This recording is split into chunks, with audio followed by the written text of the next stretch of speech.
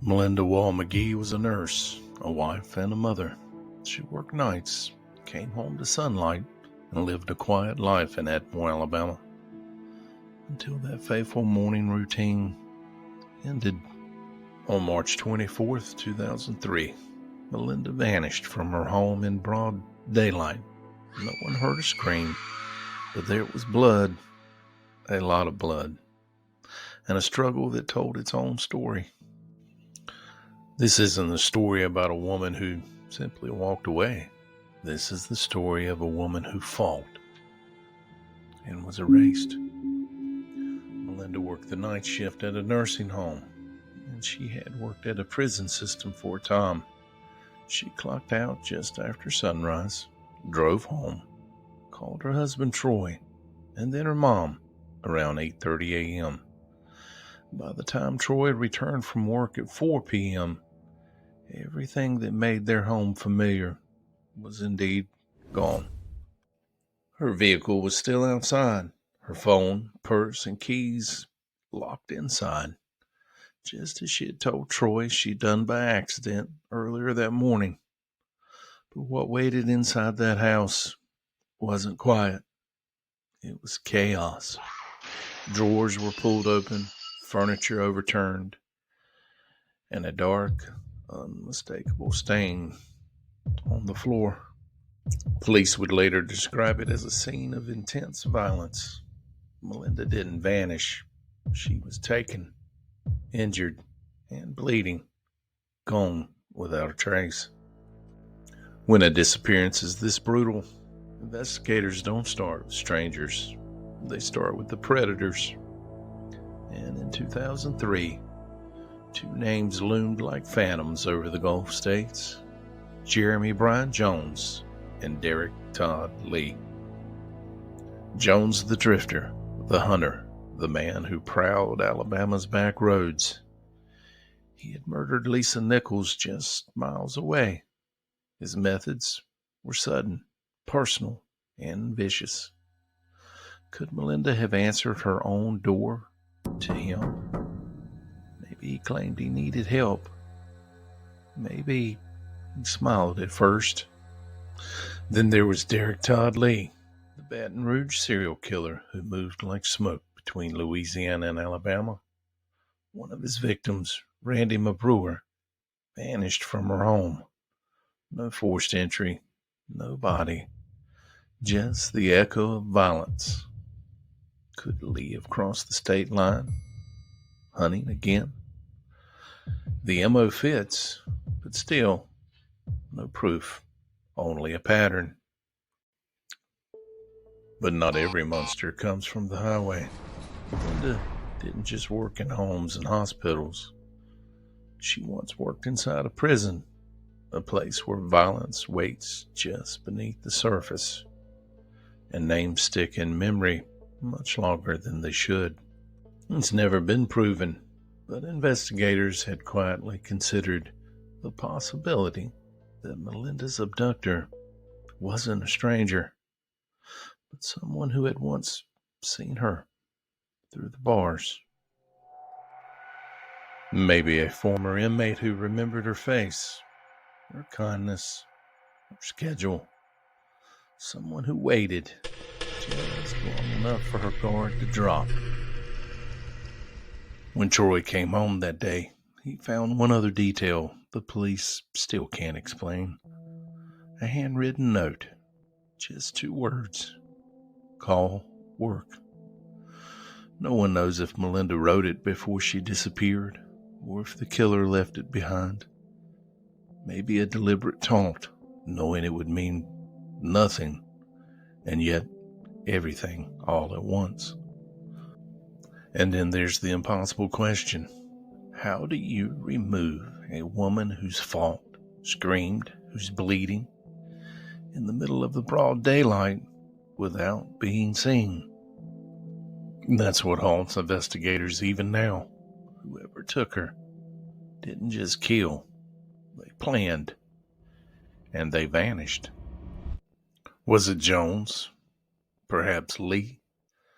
Or someone who once knew her name and watched her life from behind steel bars? It's been more than 20 years. No body, no closure. Only the silence left behind by a single note and a shadow. Melinda Wall McGhee is still missing, and somewhere out there, someone still remembers what they did that morning. Where is Melinda?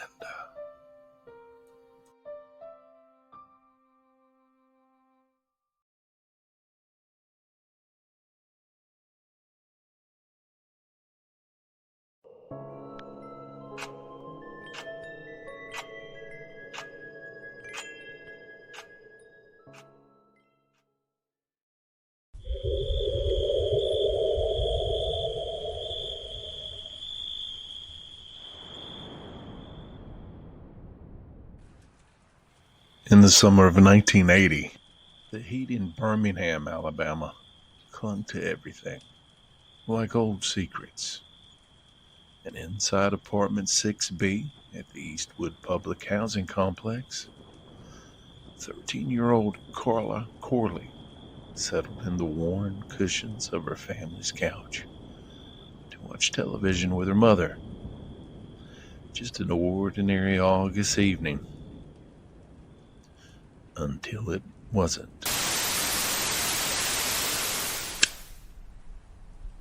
Around midnight, Carla's mother retired to bed. She recalled nothing out of the ordinary. No knocks at the door, no footsteps in the hall. But by morning, something was wrong.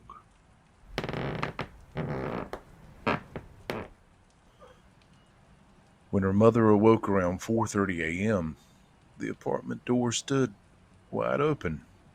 The belt Carla had worn the day before lay coiled outside the threshold. Her new sandals set neatly by the couch, untouched. Chairs were overthrown.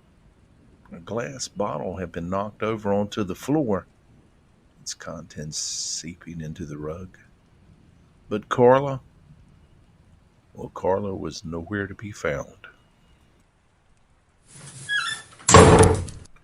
She'd left behind her money, her clothes, even her medication that she had to take daily. She hadn't gone far, at least not willingly. Whispers in the neighborhood hinted at something darker. Just weeks before, Carla had confided in someone about a troubling encounter out by Lake Purdy. Something no female, let alone a child, should ever face. But no official report was ever filed, and the police would not learn about the incident for another 18 years. 1 week before she disappeared, a group of older boys came by her apartment. Her family refused to let them in. But the implication, well, it hung heavy in the air. Was someone watching Carla? Waiting? When authorities finally began investigating, they found no trace, no fibers, no witnesses. Just signs of a struggle. Her case, it quickly faded into silence, like so many others from forgotten corners of the South. Years later, a man claimed he knew what happened to Carla. He said he'd seen things. Then he changed his story, just like that. Some say Carla was taken to keep quiet. Others say it was a matter of cruel convenience. Someone knew she wouldn't be missed right away. Still others believe she was never meant to leave Eastwood alive. Her mother clung to hope, but over time, even hope can dry up. Carla's sister, meanwhile, was warned, threatened, some say, not to keep digging, but she kept digging anyway. Theory swirled. Was she buried under concrete at a nearby construction site? Perhaps moved across state lines by someone?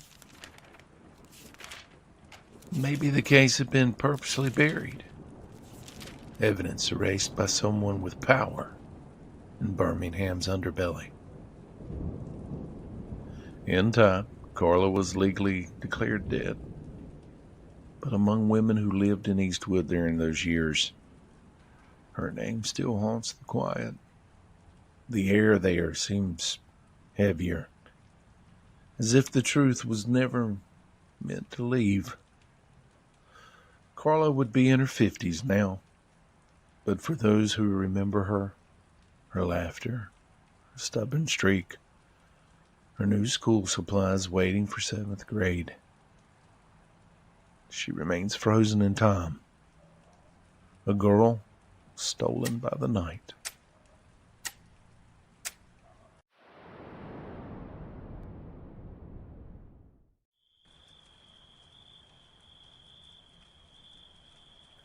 Brookwood, Alabama, 1988. A town brushed with pine and red clay, where the air gets thick with secrets come July. That summer, Brenda Kay Green, 17, told her mama she was heading to visit some friends up in Abernett, 10 miles northeast near Highway 216.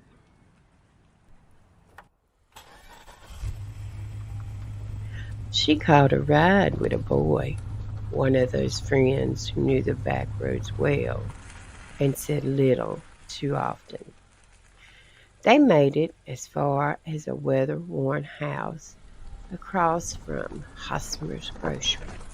The boy dropped her off at the stoop. Brenda knocked. No one answered.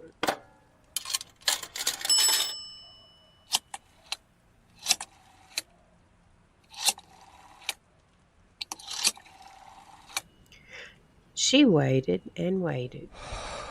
By 9:30 that night, she called home. Told her mama she'd be home late. It was the last time anyone would ever hear her voice. And just like that, she was gone. At first, folks whispered she'd run off again. Brenda had vanished before.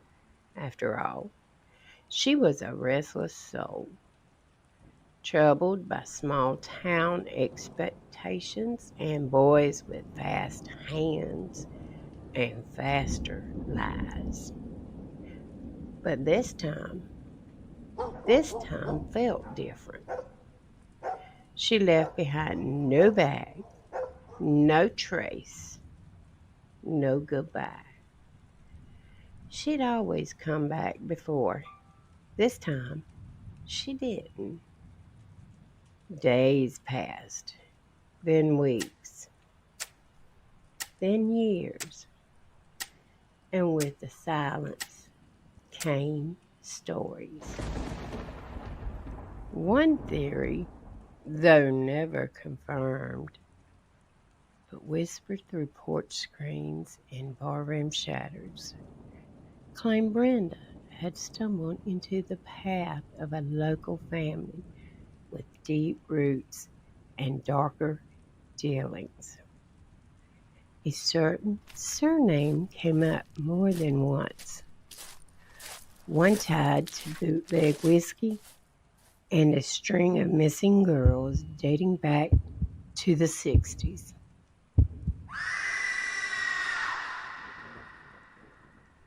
Another rumor that she'd witnessed something out near the old strip mine. a meeting she wasn't meant to see, involving men in uniform and something buried.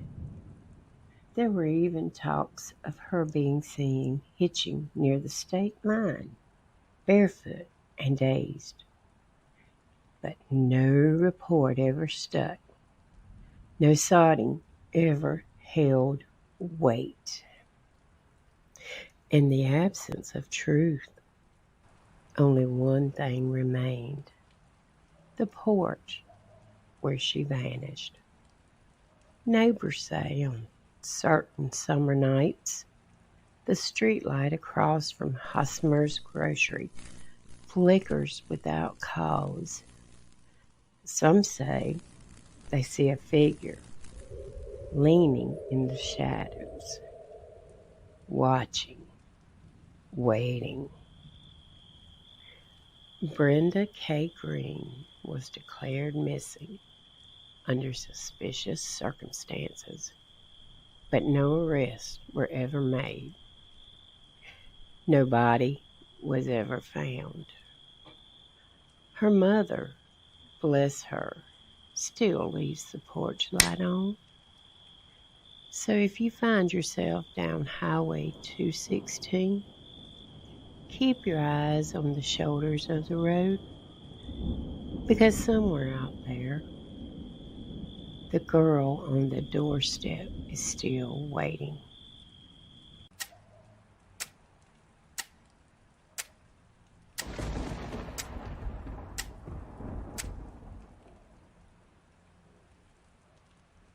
In the sleepy heart of Greenville, Alabama, the morning of June 6th, 1984. It was already warm by 9:30 a.m. Sherry Lynn Marler, just 12 years old, tomboy tough and full of grit, stepped out of the First National Bank with a single dollar bill clutched in her palm. Her stepfather, well, he'd sent her across the street for a soda while he wrapped up important paperwork inside. It was only supposed to take 5 minutes. 10 tops.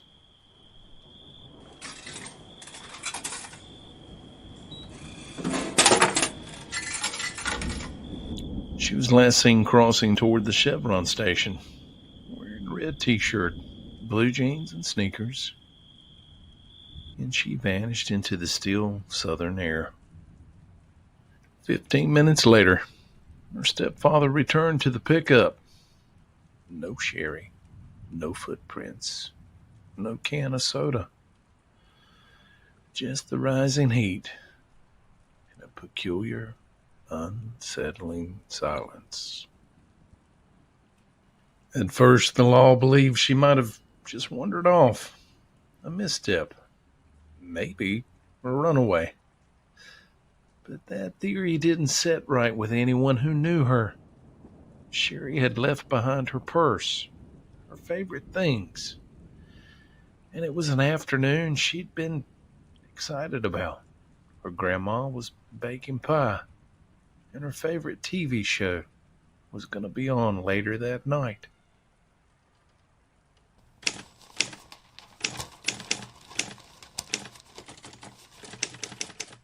Then came the sightings, odd ones. Witnesses from St. Stephen's, Alabama, from Conley, Georgia, even New Orleans. Each time, Sherry wasn't alone. They said she was with a man, about 50, husky, weathered like an old pine. One woman said she heard Sherry call him BJ. Another described the child as dazed and disheveled, like someone living just out of focus.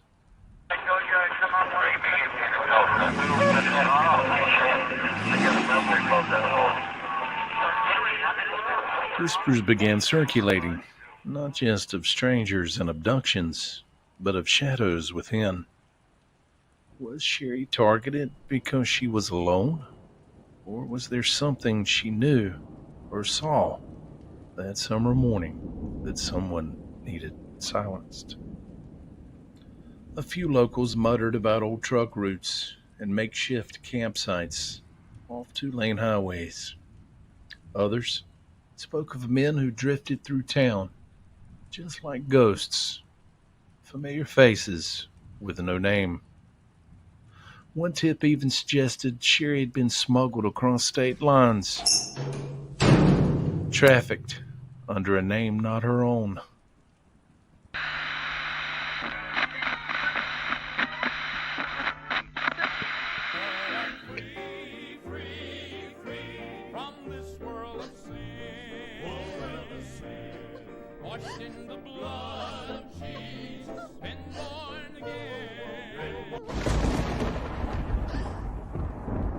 Her mother never stopped searching.